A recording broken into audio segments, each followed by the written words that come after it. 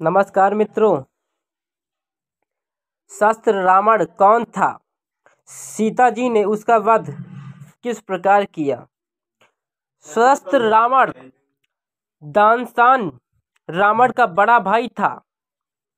बात उस समय की है जब रावण छोटा था।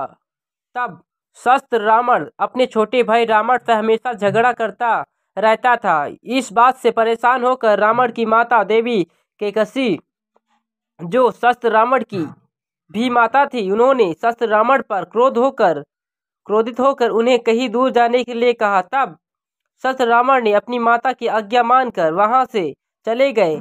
जाकर ब्रह्मांड एक मायावी ग्रह पर जाकर रहने लगा।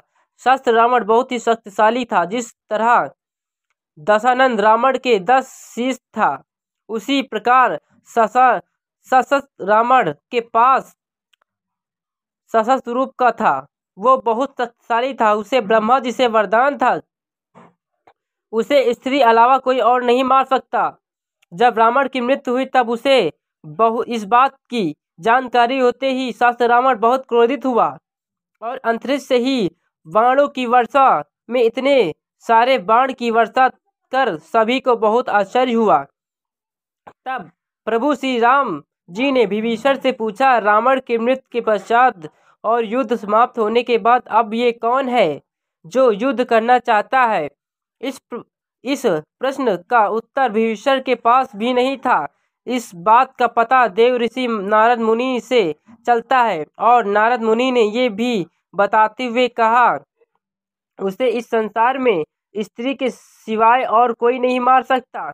इस बात को सुनते ही सभी लोग बहुत चिंतित हुए। उधर बाणों की वर्षों से युद्ध भूमि अफरा तफरी मच हुआ था। तब देवी सीता ने अपने पति श्री राम को चिंतित देखकर उन्होंने अपने पति का पतिव्रता धर्म को साक्षी मानकर त्रिलोक के नारी शक्ति का आवाहन किया। उसी समय त्रिवेदियों के साथ त्रिलोक की नारी शक्ति आकर देवी सीता में समाहित हो गई। देवी सीता उसी समय देवी चामुंडा के रूप में प्रकट हुई और देवी सीता का यह उग्र रूप देखकर सभी आश्चर्यचकित हुए। देवी सीता चामुंडे के रूप में जाकर शस्त्र रावण का वध किया। वध करने के बाद देवी सीता का क्रोध शांत नहीं हुआ। उनके क्रोध में संसार में प्रलय की संभावना बन गई। ऐसी स्थिति देखकर सभी लोग प्रभु श्री राम से विनती। तब श्री राम ने देवी सीता को समझाया। अगर आप हमारे चैनल पर नए तो चैनल सब्सक्राइब करें, कमेंट करें, लाइक करें, शेयर करें, बेल आइकन दबाना न भूलें।